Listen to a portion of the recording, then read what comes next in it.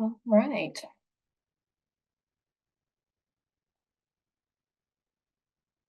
Well, good morning again, everyone. My name is Amy Riedesel, Associate Director here at Guidehouse in the State Health Division.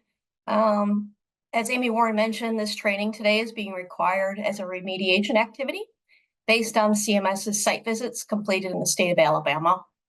The findings from those site visits require DMH DDD to take remediation actions with the specific settings, but it's also important to note that CMS has used these site visits as a sampling for the required systemic remediation activities needed to be completed as part of the CMS Corrective Action Plan. Thank you for joining me for this training on the HCBS settings rule and the requirements for providers of Medicaid HCBS services. And as noted, this training is going to be recorded for use. I know there's probably some folks that couldn't join directly live today, but we'll be able to make it available. We'll kind of walk through that at the end. The goal of this training is to give you as Medicaid waiver providers the information you can use to continue to enhance your skills and align your work with the requirements of the HCBS settings rule. Our agenda today will include introductions of the Guidehouse team and our work, an overview of the HCBS settings rule, an applicable code of federal regulations, updates on DMH DDD's work to date on the Heightened Scrutiny project that Guidehouse is supporting, and dive a bit deeper into specifics around person-centered planning and the evolution of requirements based on the settings rule.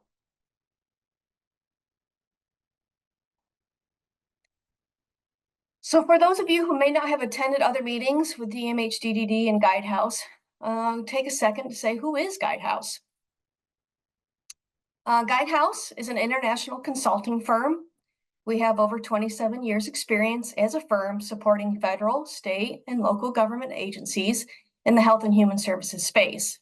The map on this slide represents states we have also supported or are currently supporting with aspects of the HCBS settings rule compliance requirements. We were hired by DMH DDD April 30th of 2024 to support the heightened scrutiny of HCBS settings rule. Our primary project role is the drafting of the 685 heightened scrutiny summary reports based on DMHDD's monitoring tool findings, review of the person-centered plans and ADDS, and other supporting documentation. The summaries are being actively written and submitted to AMA for review and approval, and each of these summaries will be put up for a 30-day public comment period, and the information will all be packaged for evidentiary reporting to CMS of the state of Alabama's compliance with the settings rule. We are supporting DMHD with the current CMS Corrective Action Plan and also working in part as far as the remediation activities, including, as mentioned, this training today. So this slide, this is the current Guidehouse team supporting these efforts. As your facilitator today, I would like to take a moment to tell you a little bit more about my background. Following my honorable discharge from the United States Army as a combat medic, I began working in the health and human services field. I began my career with people with IDD, working as a direct service professional for a day habilitation, can't ever say that word, center in upstate New York, where I'm from. I have worked in studied the fields of gerontology, disabilities, and person-centered philosophy, and I also hold a master's in public administration. My last role prior to joining Guidehouse was as the Director of Community Services for the Georgia Department of Behavioral Health and Developmental Disabilities, where I oversaw support coordination, supported employment, self-direction of waiver services, assistive technology, person-centered planning and goals, quality assurance, the implementation of electronic case management systems statewide for IDD. I was also a member of the state team as part of the Georgia Olmstead Settlement Agreement extension and the court case Belton versus the state of Georgia that arose out of the alleged failure of the state of Georgia to provide deaf Georgians, including people with IDD, with access to public services equal to that afforded to non-deaf citizens as is required under Title II of the ADA. I say all this to say I have not walked directly in your shoes in the state of Alabama, but I work hard to represent that I bring my experiences in my career to the table as we walk through this training today. As mentioned, we began this work April 30th, but ADMH DDD has been diligently working with you on these efforts for much longer. So let's take a quick snapshot review of where Alabama is currently. Again, I emphasize snapshot because this is a ever-evolving moving target. As of today, it is the expectation that all identified settings falling under prong 3 of heightened scrutiny be evidenced to demonstrate compliance with the settings rule. As part of that compliance of the settings includes the person-centered plans, meeting all requirements for each setting. The current deadline for DMH DDD to complete all of these summaries, which 6 at 85 was the number, it's an evolving number. I think we're a little less than that now, but all of these summaries are to be written by December 31st of 2024. And as I mentioned, AMA reviews all of these for submittal to CMS. So this is kind of where we are right now. As mentioned, our goal with this training is kind of give you a comprehensive overview of the settings rule and try to use case examples to help you in your day-to-day role. We think it's important to remind you that the settings rule isn't going away. This is requiring ongoing compliance here forward. So this really is a permanent expectation of providers and states to continually demonstrate compliance. So high level, I'd like to kind of walk through some of the best practices tied to the settings rule. And the first up being person-centered philosophy. Person-centered thinking is a way we help people to live individual lives they value and to establish the means and the path to do so through supports and services that you offer. I always like to say, think of the same choices with supports paid and unpaid that you and I would expect. A person-centered philosophy grounded in HCBS requirements is a values-based approach that focuses on the individual's needs, preferences, and strengths. These need to be documented in the person-centered plan. And person-centered philosophy focuses on the individual's strengths and abilities, encourages active participation in decision-making, promotes dignity, respect, and independence. The core principles in person-centered philosophy includes respect and dignity. Treat each person with respect and value their individuality. We offering choice and control at all times, empowering individuals to make their own choices and have control over their lives. It focuses on inclusion, ensuring individuals are included in their communities and have opportunities for activities that are meaningful to them. Collaboration and working together with individuals and their services support to provide this holistic plan of care. Through person-centered philosophy, individuals have numerous benefits to include enhanced quality of life, improved relationships, increased independence, and better outcomes. Tailored support leads to more effective support that you are able to provide. Practical strategies for you as providers for the application of person-centered philosophy include active listening, taking time to listen to each individual, their needs, preferences, and concerns, and repeat what you hear back to them to ensure understanding. Personalized planning, meaning the supports reflect an individual's goals and aspirations. Flexibility, be adaptable to the changing needs and circumstances. Advocacy, supporting individuals in advocating for their rights and accessing resources. Embracing person-centered philosophy is essential for providing high quality, respectful, and effective support to individuals with developmental disabilities. By focusing on the person, we can help them achieve their fullest potential and lead fulfilling lives.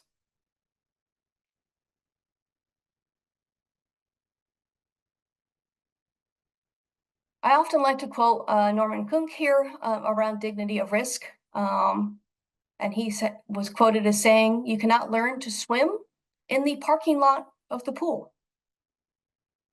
Dignity of risk is another way of saying that you, individuals with IDD as well, have the right to live the life we choose, even if our choices involve some risk.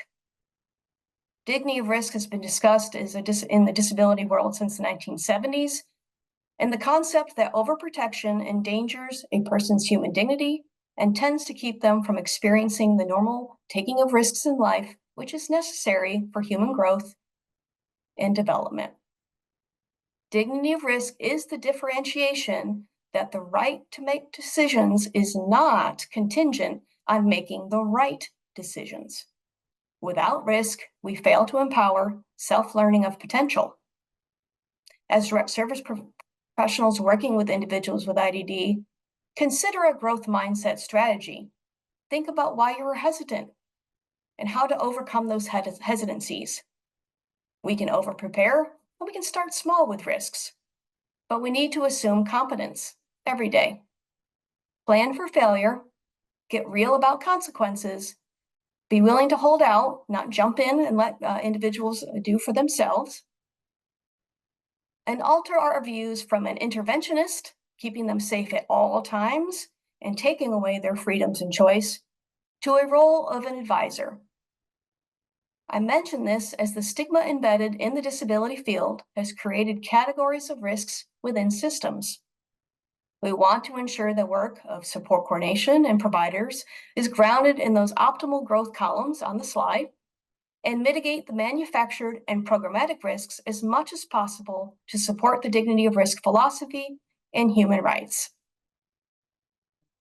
With dignity of risk model, manufactured risk and programmatic risks refer to risks that are artificially created or imposed by external factors rather than arising naturally from an individual's choice or the environment.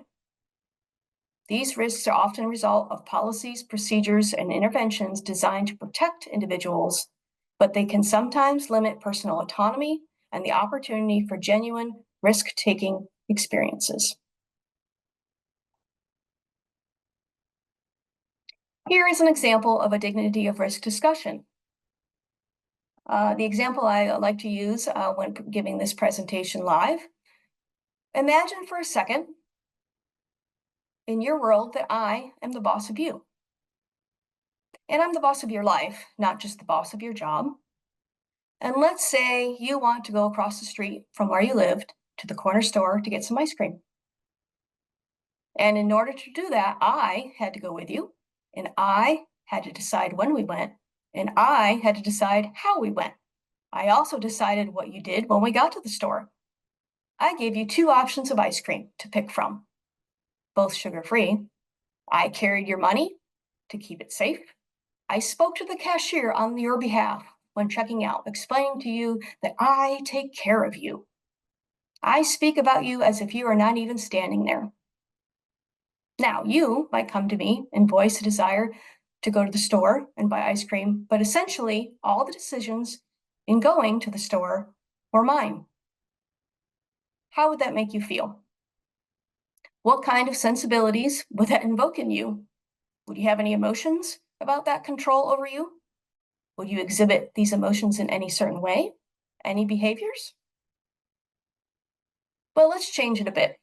The next day, I'm still the boss of you, and I don't have to go with you across the street, but you do have to come to me about crossing the street, and you have to ask me for permission to cross the street. And I have to annually assess you for street crossedness, or whatever we want to call it, and assess your ability to do that. And I must approve that activity. Well, now I'm going by myself, so I feel a little bit better, and it's a little bit more meaningful activity for me, but I'm still tied, but you're still tied to me in making those decisions and deciding your abilities and deciding and directing your intentionality. I bring this up to say in our culture shift and the paradigm shift with disabilities movements, our philosophy in providing services, we continue to try to move to the decisions to you. You decide when you're going to cross the street. You choose how you're going to cross the street. You choose what you're going to buy when you get across the street, and you don't have to check with me or ask my permission. And if you, by some act or mistake, you are responsible for the consequences. We're going from a system where we consider ourselves still responsible for the acts of those we serve to a system where those we serve are responsible for their own actions. And why is this so important? It's important because it is the core of human dignity. This slide is an example discussing a risk option to mitigate and choices being made by the individual. There with Alice. So she wants to walk to work. The grocery store is about a mile away. There's sidewalks. There's concern in the home and with her choice to walk to the grocery store, to walk to and from work. So it's Sport Planner. We walked through some risk mitigation options with Alice. We talked through, you see there on the screen, taking a self-defense course, purchasing and carrying a whistle and adding it to her keys, talking to her employer about informing them of her route to and from work, or even asking co-workers who live around the corner to walk with her after getting dark. So by talking through different options, Alice then makes an informed decision on options B and D that are what she's willing to consider and accept the risk of walking in her neighborhood to and from work.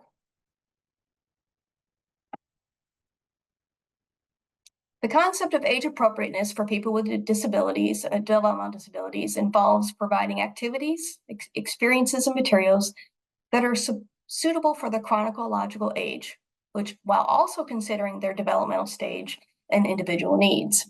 There are some key aspects to this. Chronological age versus developmental age. While chronological age refers to the actual age of the person, developmental age reflects their cognitive, emotional, and social development. Balancing these two things can be challenging, but it is essential for meaningful engagement. Respect and dignity. Ensuring activities are age appropriate helps maintain the dignity and respect of individuals with developmental disabilities. It avoids infantizing adults by offering them activities that are too simplistic or childish. Encourages engagement and motivation. Activities should be engaging and motivating, tailored to the individual's interests and abilities. This might mean adapting certain activities to be more accessible while still being age appropriate. Social inclusion. Age-appropriate activities promote social inclusion by allowing individuals to participate in their community and community activities alongside their peers. This fosters a sense of belonging and normalcy. Providing age-appropriate experiences supports learning and development and helps individuals acquire new skills and knowledge in ways that is relevant and meaningful to their lives. However, it's important to note and recognize that strict adherence to age appropriateness can sometimes limit options and opportunities for individuals with more profound disabilities. And we acknowledge that flexibility and a person-centered approach are crucial to ensuring that each individual's unique needs and preferences are met. As providers, you may find it challenging to encourage adults to participate in an environment suited to their chronological age. As adults, they deserve respect, including a variety of activities that can interest and engage them. One example we like to use often is around arts and crafts. For people that loves arts and crafts, that's great, and that's a all ages activity. But are we offering the supplies, the art supplies that are age appropriate? Would be one area to consider there. For integrated setting, under the HCBS settings rule refers to the environment that supports full access to the community for individuals receiving Medicaid HCBS services. These settings are designed to ensure that individuals can engage in community life, work in competitive integrated employment, control their personal resources, and receive services in the community to the same degree as individuals not using HCBS. Integrated means access to the community and not having characteristics of an institution. And then on the screen there, we have what an integrated setting is not. It's not a congregate setting exclusively with people with disabilities. It's not a setting where all activities are planned or even regimented. It's not a setting that provides daytime activities primarily with only other people with the same disabilities. Or it's a setting that has policies limiting visitors, or does not offer privacy, freedom of movement, or autonomy over decisions. That's what we want to shy away from and to move towards full integration and integrated settings. Again, we're walking through the broad concepts under the HCBS settings rule before we dive into the specific codes of federal regulation. So informed choice. Presuming competence for people with intellectual and developmental disabilities means operating in such a way to always assume that they are capable of learning, thinking, and understanding just like anyone else. Yes, there may be cognitive differences, processing speeds, etc., but we need to respect individuals and presume competence, speaking to them directly, whether or not you receive a response from them. We should not speak about an individual in front of them as if they are not present. Again, it's a strength-based approach, and it challenges the idea that people with IDD should be segregated or seen as less than. Informed choice is a key component of this strength-based approach and a requirement of the HCBS settings rule. And again, you can see there on some of the, we tried to bullet this out for you on the screen as far as informing people through appropriate modes of communication. Using plain language and avoiding acronyms. I'm trying very hard today not to use acronyms with you, so bear with me. Assist people in exercising informed choice and assisting them in acquiring the information that enables them to exercise that informed choice.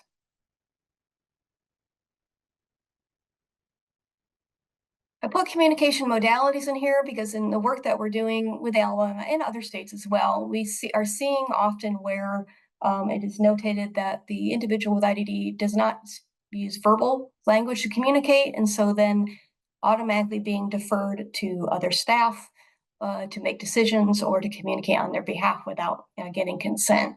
So we think it's important to remember that there are different communication modalities that people use, and people with IDD are no different as far as using different types of communication that you're aware of. So the augmentative and alternative communication, sign language, visual aids, pointer cards, simple words and gestures, things like that are all part of the Rolodex of communication. And as direct service professionals, we know that you learn how each individual communicates and help them navigate that way.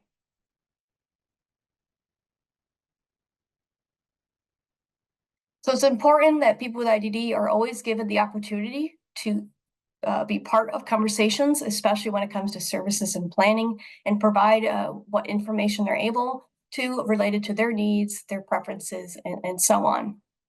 You know, we know that body language, facial expressions, and other cues can help you to understand and also to build rapport and trust with the individuals by taking the time to work to communicate with them directly. And here on the screen, just some different tips to consider when communicating with people with IDD, big one being patient, breaking down information using simple language, repeating things when we need to, and again, watching for those nonverbal signals. The premise behind the HCBS settings rule, when we're thinking about it, again, it's that same degree as.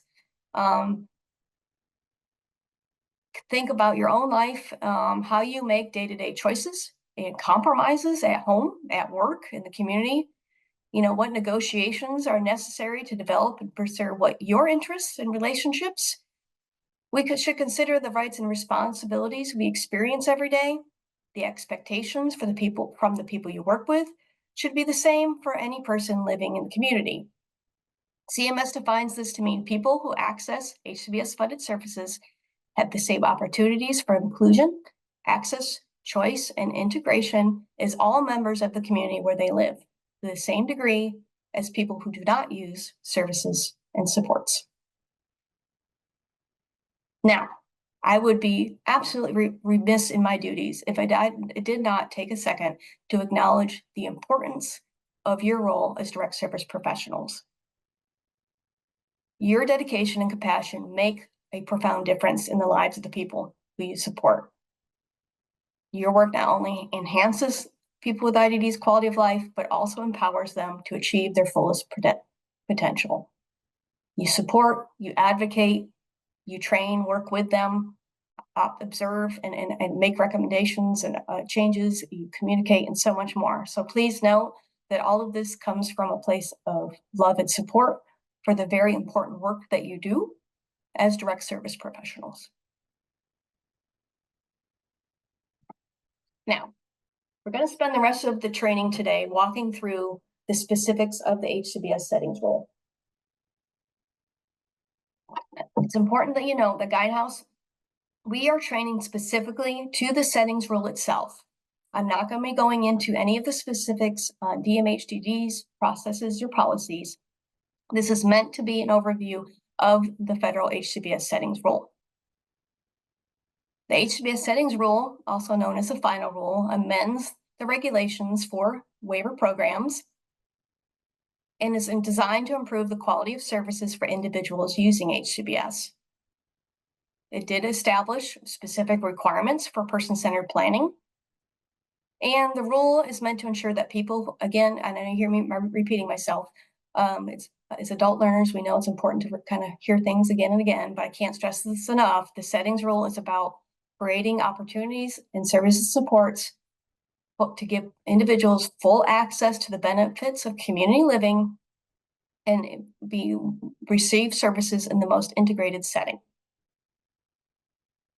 DMH-DDD is working in partnership with you to develop, alter as needed, how Alabama delivers high-quality services with the aim of offering true choice and to not isolate people with IDD in the community.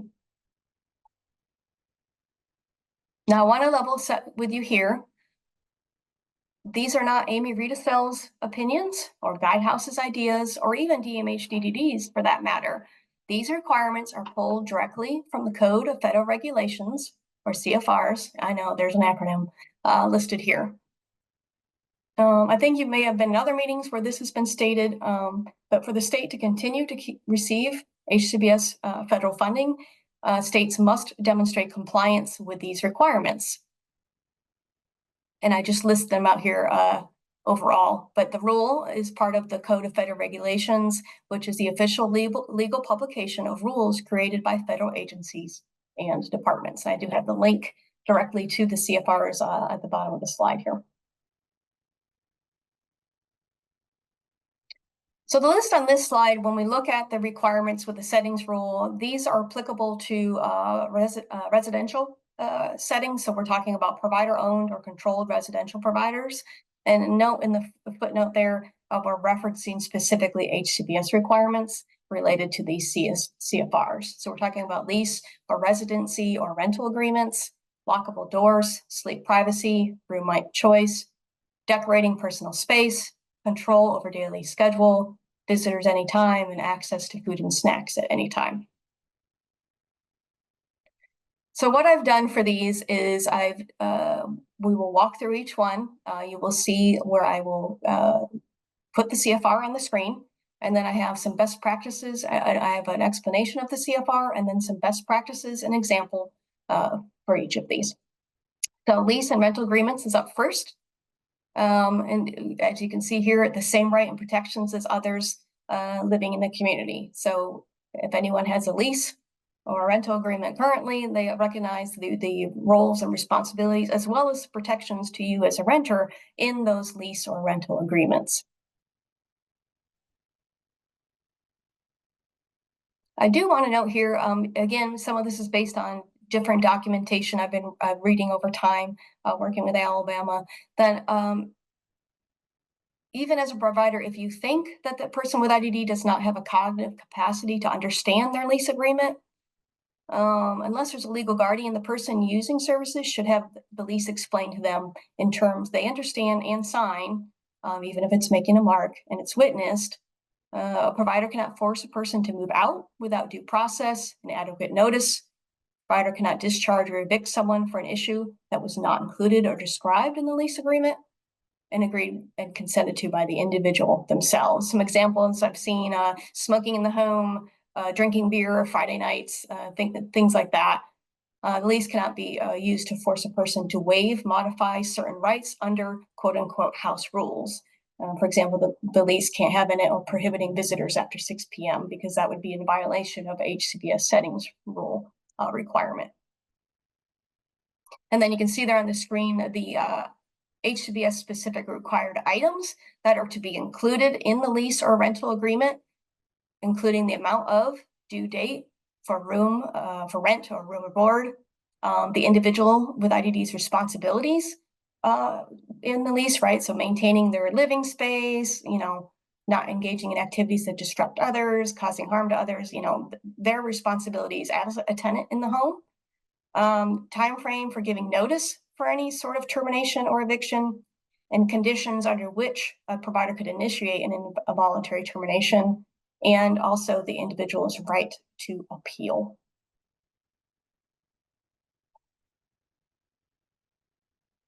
As mentioned, we want to explain the lease in a format that's understood by the individual. Also, it's also best practice. So again, I'm saying best practice now, have house rules posted in the home along with their individual rights observed. A copy of the lease should be available with anytime access to the individual.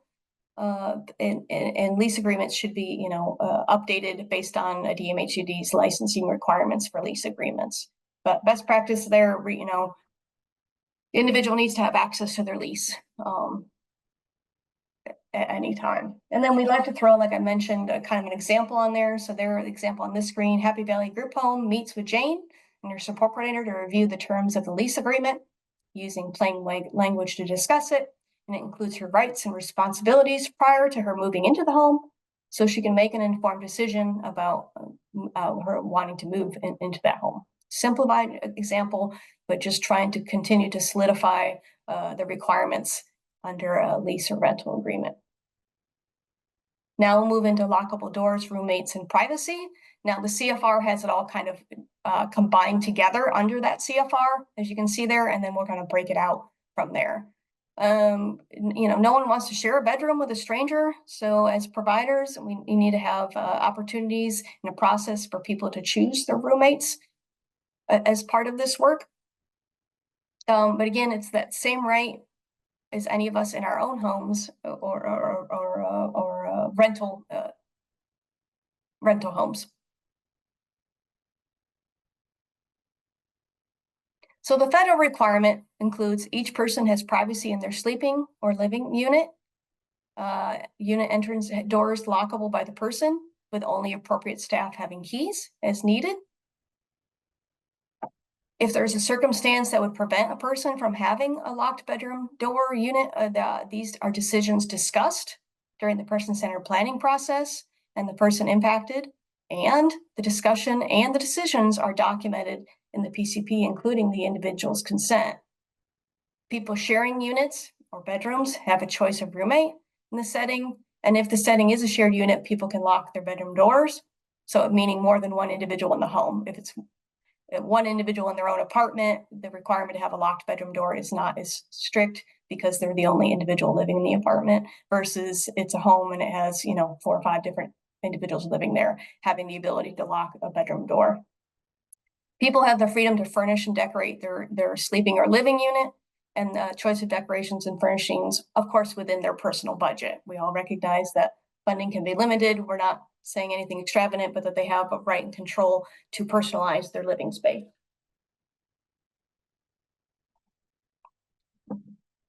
Now, I will note that CMS does not define what specific types of locks must be in place or anything like that.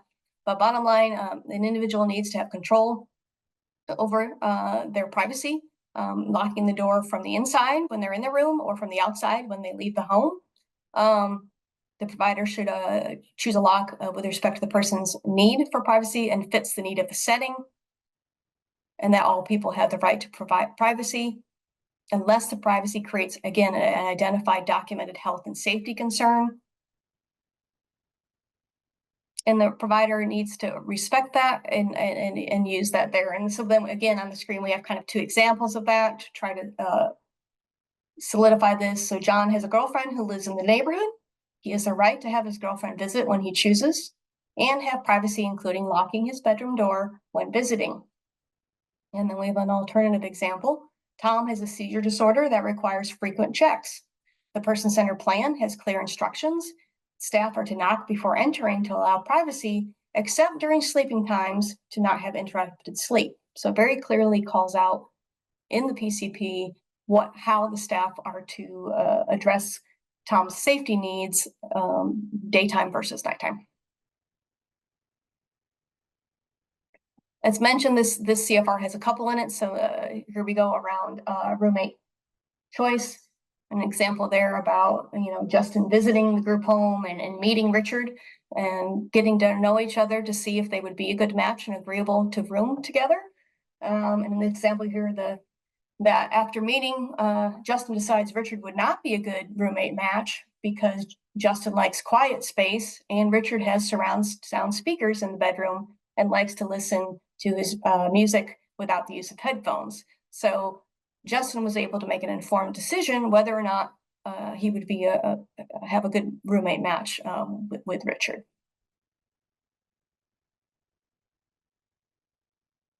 And then here we go around sleep privacy, recognizing that some people need to have to share bedrooms. And so, example for Betty here, Betty is new to this home and has never had a roommate before. So she's showing you signs of anxiety in the evening. She's staying out in the living room until her roommate falls asleep before she goes into the bedroom herself. So as staff, you kind of talk with Betty about what's going on, what's upsetting you, and you learn that Betty's worried that her roommate is looking at her while she's sleeping, and so that's causing anxiety and keeping her from going to sleep when she would prefer. So the staff kind of offer some options to both women who share the room, and Betty agrees that having a divider curtain that she can kind of pull around her bed at night when she wants to sleep gives her that sense of sleep privacy that she's looking for. And then finally, as mentioned, furnish and decorate, really supporting individuals to personalize their space, including when they change their mind about something and want to personalize their space differently. And again, fully recognizing having the funding, the individuals have the resources to do that. We're not expecting providers to go out of their way, but just to support individuals in personalizing their space and decorating their space within their means. Now we'll move into daily schedule under the CFRs. And again, I always say, kind of put ourselves in those shoes. I decide what time I got up this morning. Well, my alarm clock decided for me, but what time I got up this morning, I decided what to wear. And I had decided to drink extra coffee today and skip breakfast. That was control over my daily schedule to this point. And we want the same thing for individuals using HCBS services, having control of over their day-to-day lives in the same way as you or I may, including waking up, eating, so on and so forth.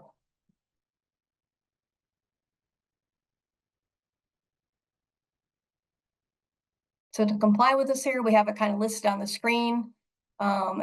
Just imagine we wanting to have control over your day-to-day life, presuming competence and giving the autonomy for people to make decisions around their lives and things that they want to do from day to day. And that's really what's trying to be codified by the CFR, is giving individuals using HCBS control over their day-to-day lives, what they wear, what they eat, when they sleep, who they visit, flexibilities within their schedules, including the right to refuse to participate in activities as part of that. And then here's kind of a best practice and example slide around control over their daily lives. Examples there, John has a part-time job and needs to work at 6 a.m. 3 days a week. So he has to get up early and he misses breakfast on those days as per his choice. But the provider accommodates John's schedule by helping him set his alarm clock and then working to create flexible meal times, whether having him eat before he goes to work or when he returns home. Another example would be a provider sitting down with the folks in the home each Sunday to kind of plan out the week, including different activities, individual activities, schedules, in a way to really work together to accommodate and meet different choices and needs week to week. Again, these are just examples to try to solidify the interpretation of the requirement. Now, access to food comes up a lot. And, as providers, you may be helping individuals to learn about better food choices and how to make them. But it is still expected that you respect the individual's decisions. Meal plans should include input from the individuals and be tailored to their tastes and preferences. Meal times, as mentioned, should be flexible. Allow people to eat when they are hungry, and food should not be limited, again, unless there's a PCP documented and consented to health or safety risk. And there's kind of an example there of a modification, because Anne likes to watch movies late at night and have snacks. And so staff helped her to save up money to have her own fridge in her room so that she's not disrupting the whole house when she's going out into the kitchen and getting snacks while she's up late watching movies.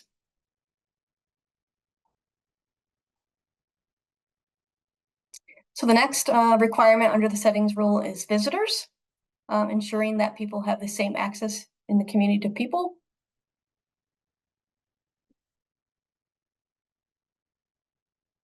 So basically, the premise of this is that, and again, this is very specific to residential providers, but really that people can choose whom they have over, when they come over, and meet in private with them if they choose.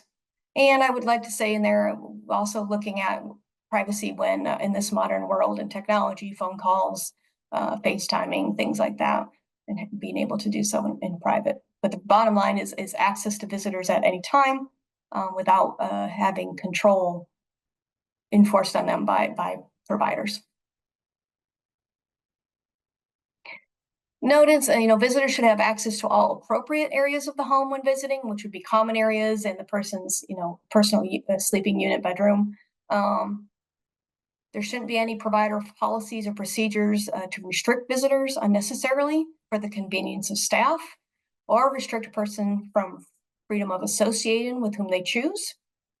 There may be a need for a modification for a safety reason, and that would need to be discussed with the individual and agreed to, and should be on a limited time basis.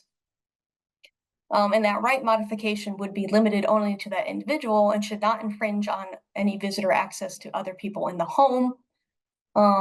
And then you're actively working with that individual to restore that right, as far as developing skills they would need to be able to reduce that restriction or modification to eventually, preferably, lift it completely when possible.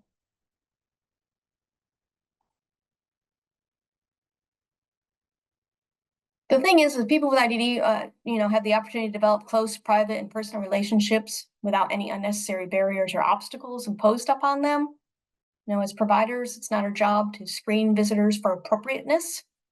Now, that does not mean that a person can have visitors to the home that are inconsiderate of others' rights or needs for quiet or safety, things like that. And that's kind of the example there. House rules, we need to compromise in relation to that, but do not deny people access to visitors.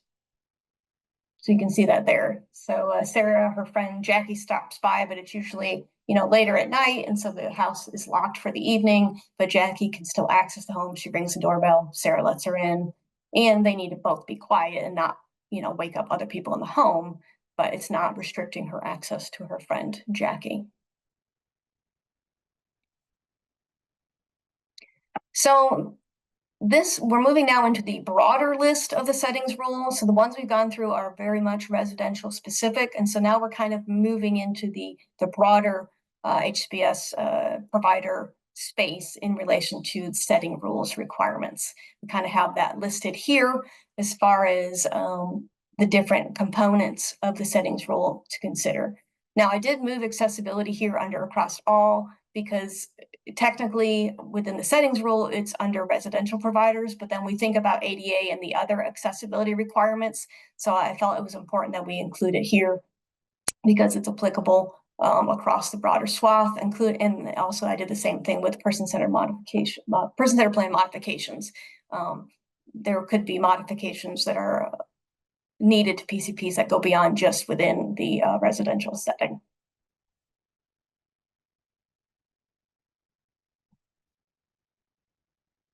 So much as you think, accessibility, under ADA refers to design of services, vehicles, environment that's usable by all, including people with IDD, and have the meaningful access and benefits from those the same with people without disabilities. So really ensuring that we're not confining anyone to specific areas of a home or a setting because of a disability, but ensuring that the physical space itself is accessible is basically the bottom line with that. So, we're ensuring spaces are physically accessible, and that reasonable accommodation requests can be made to meet those needs. Example I like to use, a person using a wheelchair for mobility in an HCBS funded setting cannot be limited or confined to a specific space, or if it's a residential space, they can't be confined to their bedroom because of the use of a wheelchair. That would be a violation of accessibility under the settings rule. Also, that providers, you can't be putting up gates or barriers to prevent individuals from accessing common areas of their home.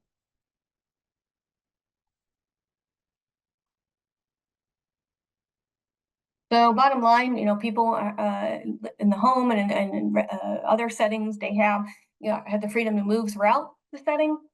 We also, of course, want to watch for any hazards in settings and to remove them. But really, bottom line, making the space accessible for everyone with reasonable accommodations. And then we kind of have an example there with Bonnie. She came to a group home. She was considering moving to. She kind of does a walkthrough of the spaces of the home with her support coordinator. And Bonnie determines it's not a good choice for her because she likes to be outdoors, and the home has a real steep incline into the backyard. Now, down in the backyard, there's a gazebo and picnic area, but Betty would be unable to access that because of some mobility limitations. And so she decided, this home's not a good fit for me. So she's making an informed choice and looking for other options that meet her accessibility needs.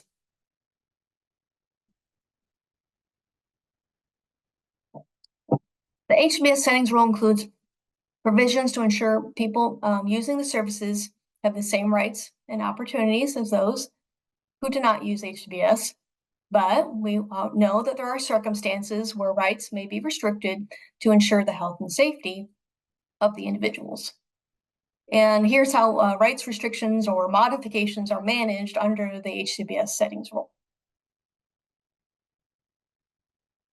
So the rights modifications can only be modified if there's a specific, individualized, assessed need, meaning that any rights restrictions, which can be a modification, must be justified based on the person's unique situation and documented in their PCP.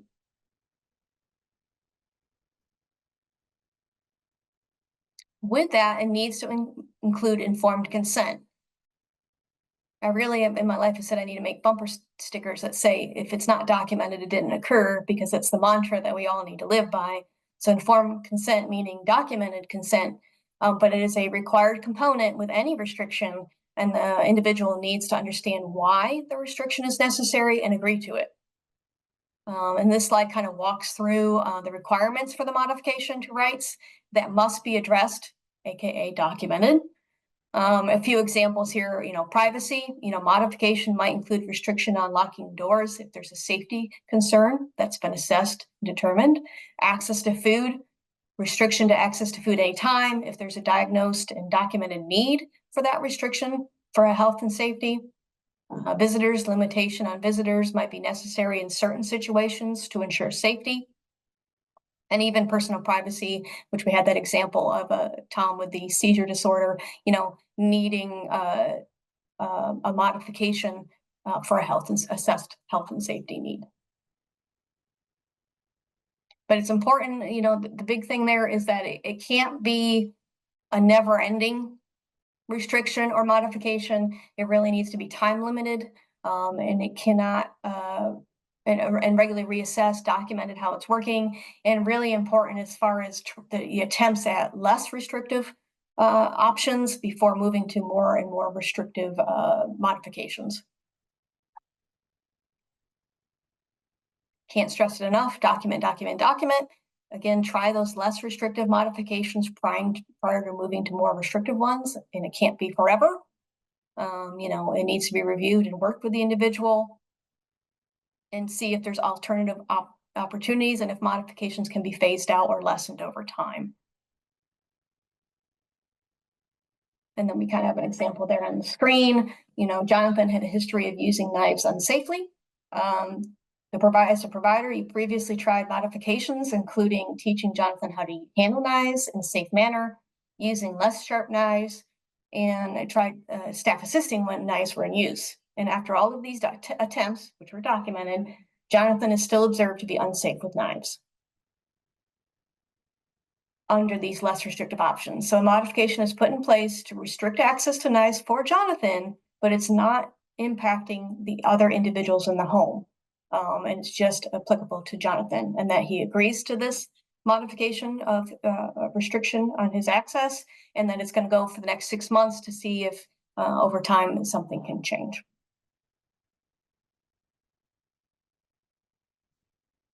Now, as part of community integration, that includes employment. So for HCBS, the broader community to the same degree as others includes access to employment and supports to pursue employment. There are states in the US who have taken steps to pass rules to ensure employment is the first and preferred service option for people with IDD. Again, we have to presume competence here and support that if the goal of working has been expressed by the individual as a system, that is being supported and worked on. As providers, including support coordination, it's important that people are aware of their right to employment and informed choice is deployed. Also, keeping in mind, we don't always know what individuals know about or have experienced in their lives before meeting you, and that if the employment is even an option or what employment means. So to kind of comply with the access to employment, as providers, we should ensure people are aware of their right to choose work. Resources are identified to support this choice. The person-centered plan documents this choice and includes information on job interests. And then again, individuals are informed of their right to pursue employment or even change jobs. Now with HCBS, looks at employment, the gold standard. So again, we're in the best practices mode here right now. The gold standard being competitive integrated employment, meaning working in the community with people without disabilities, working for at least minimum wage, and access to the same benefits on the job as others. And the job is meaningful to the individual. The example here kind of dives into the fact that at times people with IDD have never been exposed to the opportunity of working, of earning a paycheck, and how to support their learning about and making the informed choice. And there you have John, he kind of expresses an interest, but he doesn't completely know what that means. So taking the time, working with him to kind of look at job sites, explore his interests, and opportunity to observe real life, and so he can make an informed decision about employment opportunities for him. So when we look at community life beyond employment, the other aspects of the HCBS setting rule requirements, it's really emphasizing the importance of community integration for people using HCBS, access to that greater community, opportunities to participate fully in that community. And this again will include employment, education, recreational activities, and individuals have the right to make the choice about participation or not, including socialization.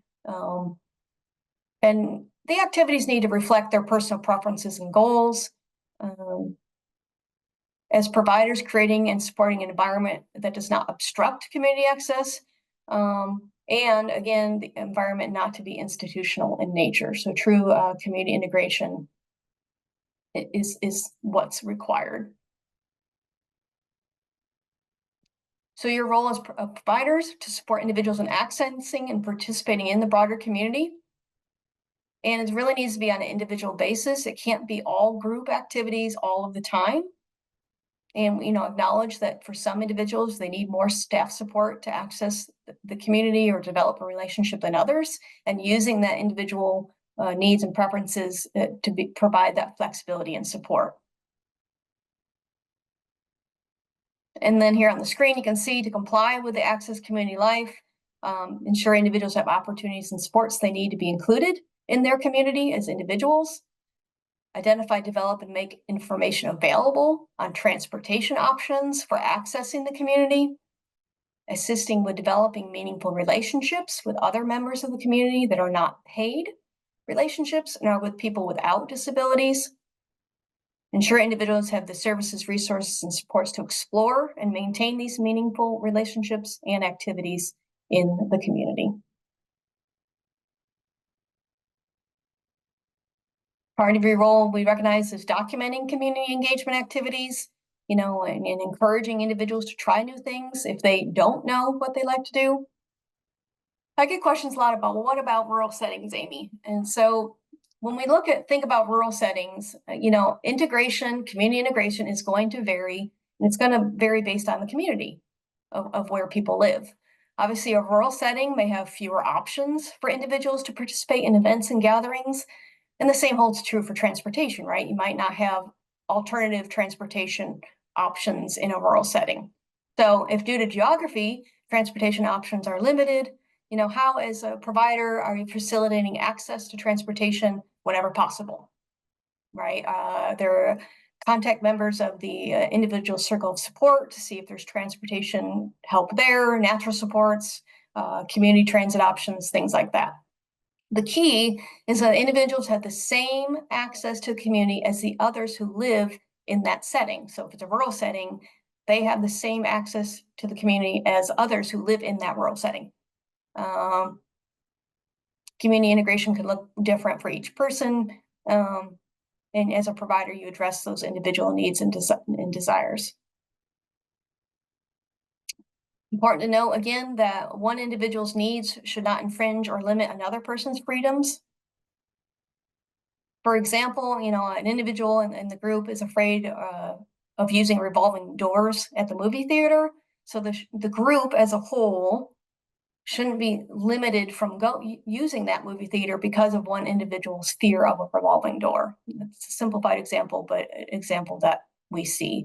We can't have an individual's needs infringing on the broader group. For rehabilitation, the rule of thumb is it's not okay for providers to only provide on-site activities or only bring members of the community to the day setting. This is not meeting the community life requirement. And so then on the screen there, we have an example. Mary enjoys knitting as a preferred activity. And so she takes a taxi to the local Starbucks once a week to meet with the knitting group. And she uses her personal allowance, her personal funds, for a taxi as well for her knitting supplies. So she's part of a knitting group in the community that has nothing to do with people with IDD, right? It's a community activity.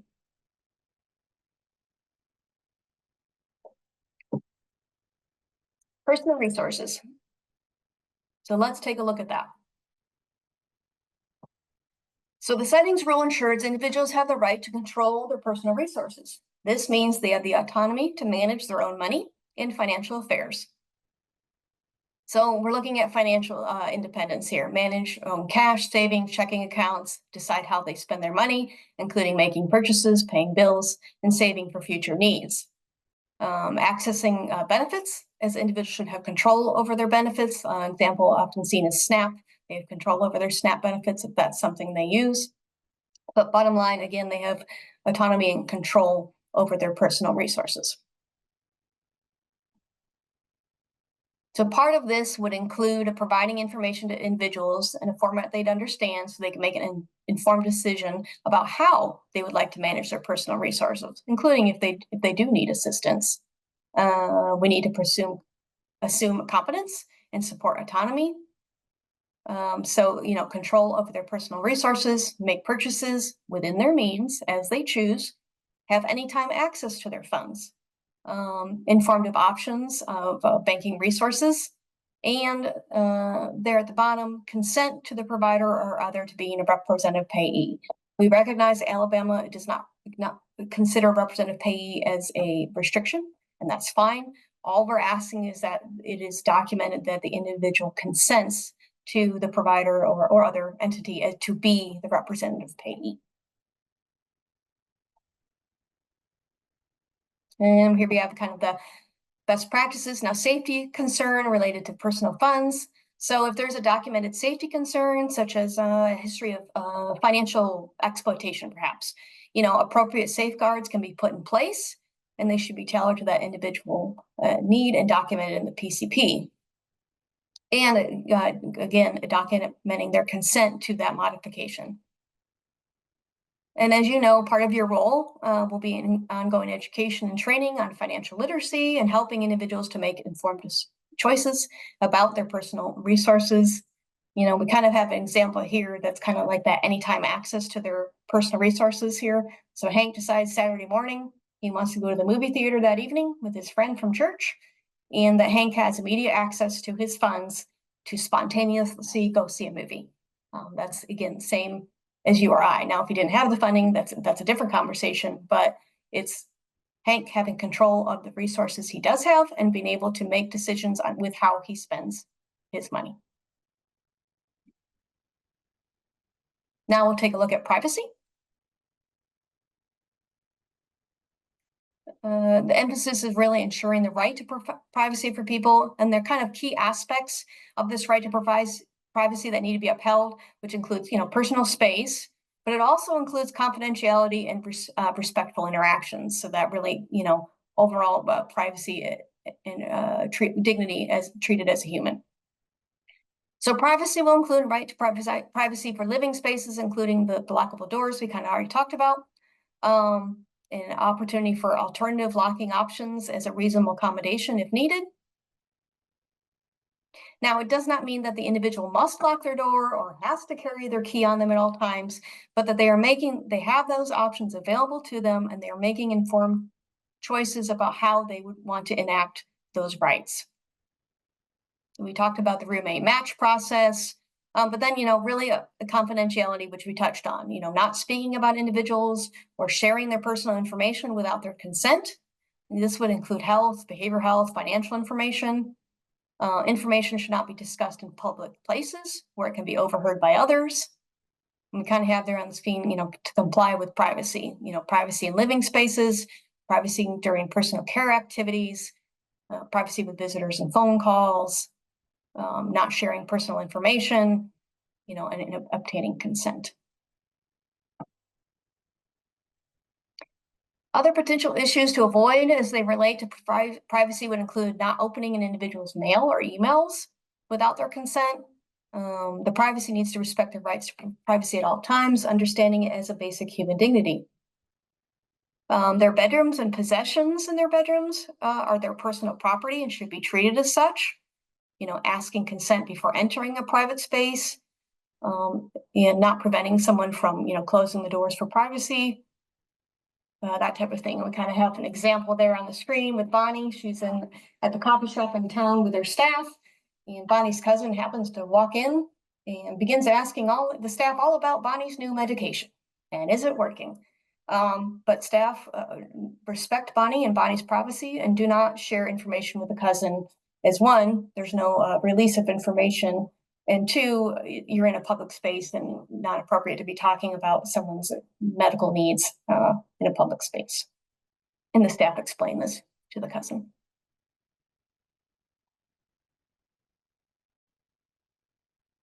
Dignity and respect. And when we think about dignity and respect, we're thinking of all holistically across all aspects of life. Individuals deserve to be treated with dignity and respect, just as you do. So dignity, treating people in a way that acknowledges their inherent worth and value, and this can be done through respect of personal preferences, choices, and individuality. Respect being interacting with individuals in a manner that honors their rights, privacy, and personal space, and can be demonstrated through things like listening to them, valuing their opinions. And then again, we kind of have on the screen there ways to consider around complying with this requirement, respecting individuals' likes and dislikes, speaking with individuals in ways that make them feel respected and heard, provide personal care in a dignified manner, using individuals' preferred names and preferred pronouns. Individuals pick out what they're going to wear, how they style their hair to match their personal preferences.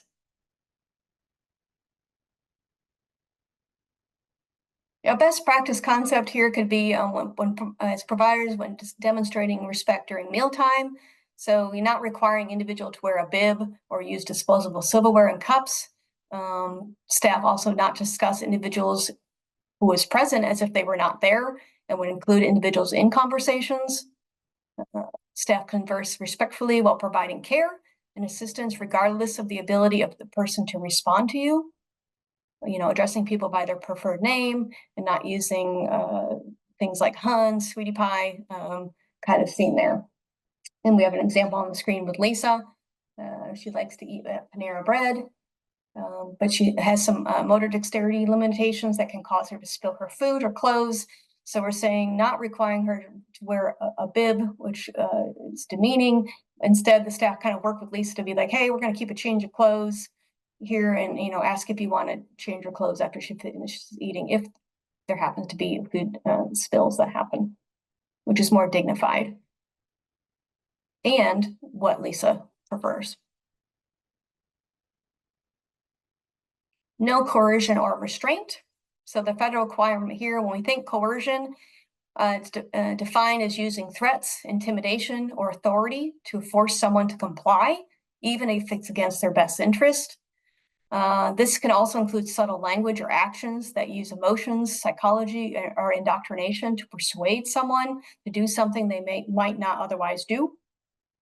Restraint, defined as restricting a person's movement, either partially or fully, to control their physical activities. And restraints can be physical or chemical. And of course, there are exceptions to that rule around restraint, specific restraints as part of a approved behavioral support plan.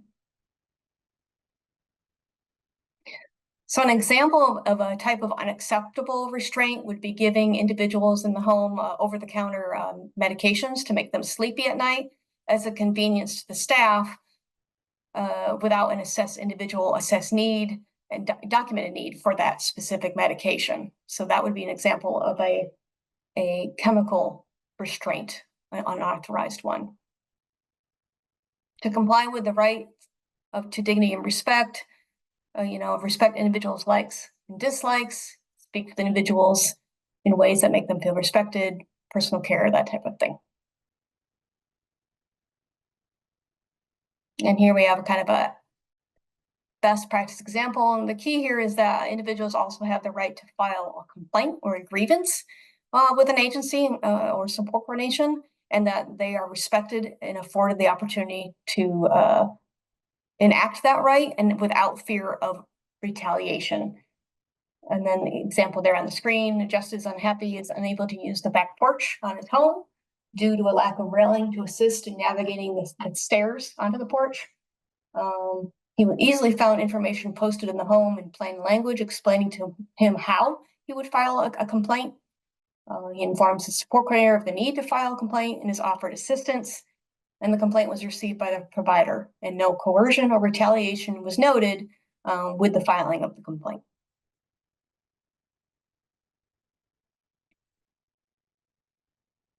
Independent choice.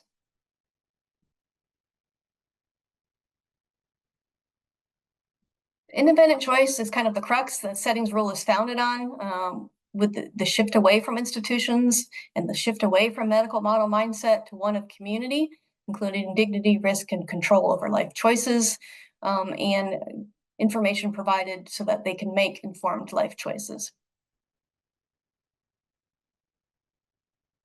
As we talked about, supporting individuals to participate in activities of their choice, considering their goals and objectives they've identified in their person-centered plan, activities within the setting as well as out in the community, encourage to use the natural environment as frequently as possible for individuals to learn new skills. That is often more effective to learn in the actual environment than in a quote-unquote classroom training. The decision-making process implemented by staff supports individuals in making active choices freely and fairly. And individuals are encouraged to give feedback on activities and interactions. And as staff, you use this feedback to offer different choices or change the structure of something to create an environment that is conducive to person-centeredness. What should not occur as providers is forcing or coercing an individual to participate when they indicate they do not wish to do so, or the provider should not punish a person for not participating in activities, including meals, without input from the individual. I mean, again, we have those compliance areas there listed for the CFR, respecting their likes and dislikes, speaking respectfully, personal care, that type of thing. And then the example there for Janet, she wants to learn how to, use money to shop for things she enjoys. So the staff offered to support her in outings in the community, to support her in learning shopping and using money, rather than in a day setting, having her use a toy cash register and toy money to learn that skill. So again, the natural environment to learn a skill that an individual has identified they want to learn.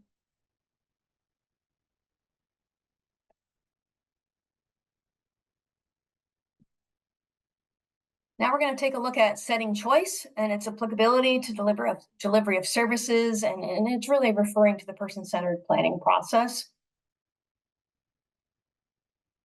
So during the person-centered planning meeting, the individual drives that planning meeting into the level they choose and the level they are comfortable with. And as part of that process, options are discussed that include the scope of choices available.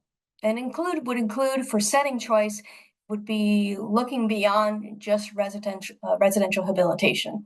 Include other non-disability options or other living options with services, own home with family, apartment, roommates, self-direction of services, that type of thing. And that this setting choice is offered annually. And then the individual makes an informed choice of the residential setting they choose based on what is discussed during that planning meeting. And all of this is documented. And the crux of it is support coordination, using plain language and supporting the individual in making those choices based on available options.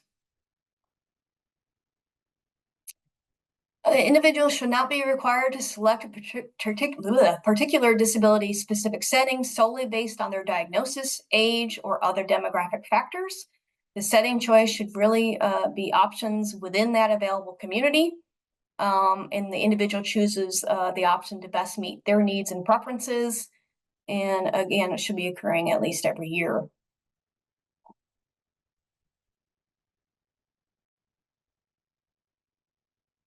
I receive questions often around the non-disability specific setting. So in the context of the HCBS settings rule, it means among the list of options available, the individual must have the option to select a setting that is not, driven by paid services or a setting where it's always with other people with IDD. So it's really looking through alternative options related to that, including offering of private units. Now we recognize is that you offer that, but in cases individuals may not have the resources to afford a private room, and the individual must consider that, consider their income and resources in deciding where to live, just as anyone else does. But it's important that options are presented and talked through for the individual to make an informed choice. We have an example with Bob there on the screen. It was important to Bob that he wanted to be in town, close to his church and family. And so the support coordinator worked to find some options based on these preferences. And Bob was deciding between two different settings. Bob went and visited both locations, and he used those visits to help him to make an informed choice of what setting he felt was going to better meet his needs. Now, broader beyond just the setting choice, so beyond just residential, where a person chooses to live, now moving into services and support. So this is that broader array of services and supports available to an individual to help them access the community.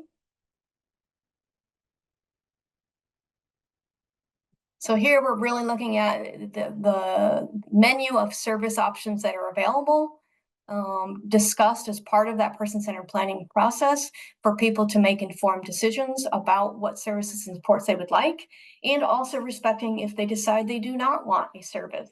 There are times when different services may be discussed. I often use respite as an example. from my previous life. They're eligible for respite services and talk through that during the person-centered planning meeting. And the individual goes, yeah, no, I don't have an interest in respite at this time. And so the option was discussed. It was documented that it was discussed, and then it was documented that the individual declined that service.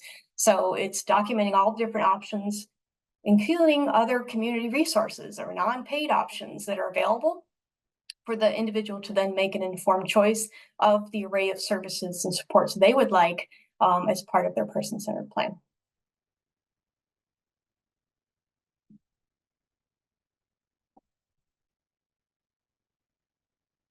So as providers, it's important not to implement any written or unwritten rules requiring individuals that say they must use a particular service in-house or on-site only, or that they cannot use that provider for services. Example, individual is coerced to use the day center hair salon on site instead of having the option of salons in the community.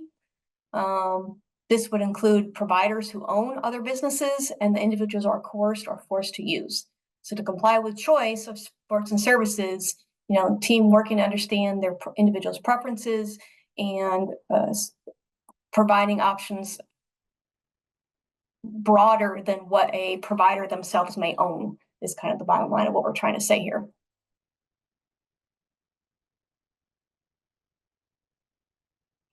So the PCP, it's a comprehensive planning process. It's important to remember it is a fluid document. It's meant to be that map to drive the journey for the individual based on their preferences.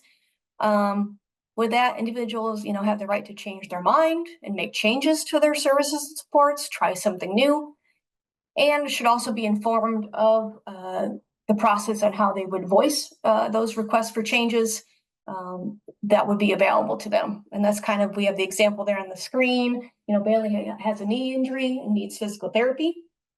And Bailey learned her options. She can have a physical therapist come on site to the day center to do the therapy, or she could go to the physical therapy office out in the community. So Bailey makes the informed choice of using the provider out in the community because she prefers that option because it's close to her physician's office. So that was her preferred choice. Again, discussing all the options and supporting the individual in the choices that they make. And ladies and gentlemen, I think that brings you to questions. So I am going to stop sharing my screen so I can see people again and see what questions there may be. 1 second.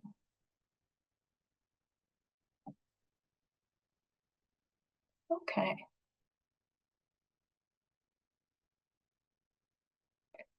So I know that was a lot of information. We just walked through an entire the entire HCBS settings rule. Is there anything anyone would like addressed or to bring forth related to this work?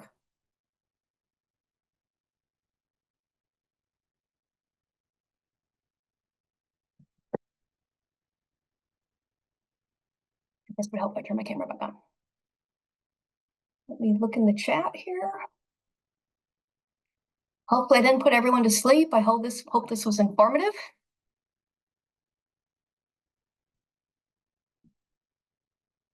And I hope everyone signed in. Amy, I have a question. For the personal funds, access to personal funds, if there's a situation where an individual's family is managing their personal monies, I guess they're their legal guardian. I can't remember the specifics of the case, but they're only giving them like $5 a week, which is nothing. And I think the program has gone along with it because that's all they give them. And then staff ends up going in their pockets to provide the additional resources when they need to do things. So as long as that's documented in their person-centered plan or whatever, right. it's so okay. Legal guardian is different, right? So if there's a legal guardian, that's one track, right? And it's more defined. If it's family deciding, but they're not the legal guardian and the individual is an adult, that's a different conversation. Does that make sense? because Yes. the individual has rights to access their resources, their funds. So it's kind of, as always, right? It depends is always the answer. So again, legal guardian, that's a very different discussion than the family just having control over and not accommodating a person's wishes. But yes, document. Okay.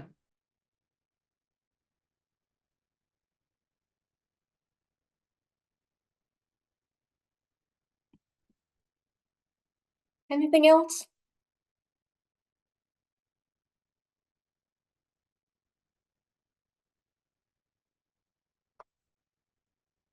Well, Miss Warren,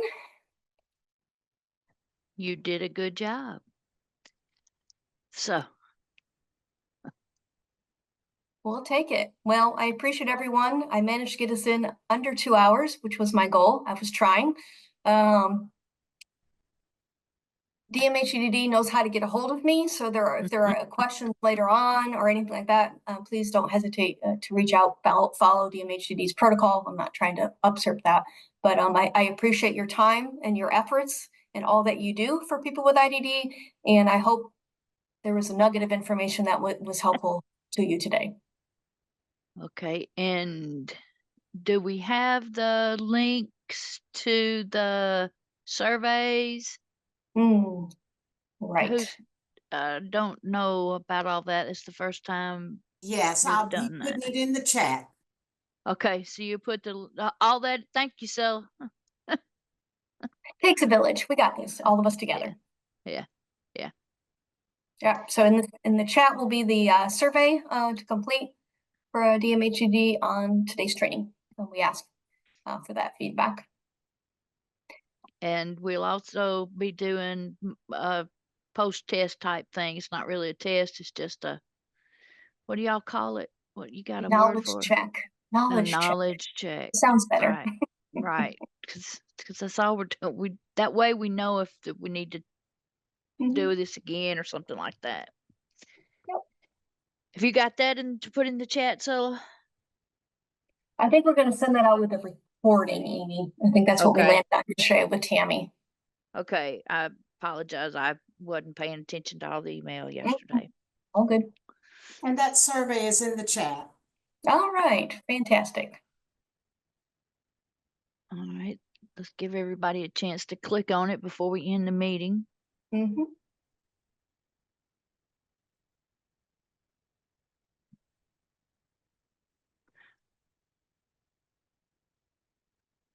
Okay. Well, All right. Well, thank you again. I appreciate everyone's time and I hope everyone has a great day. thank you very much. Bye-bye.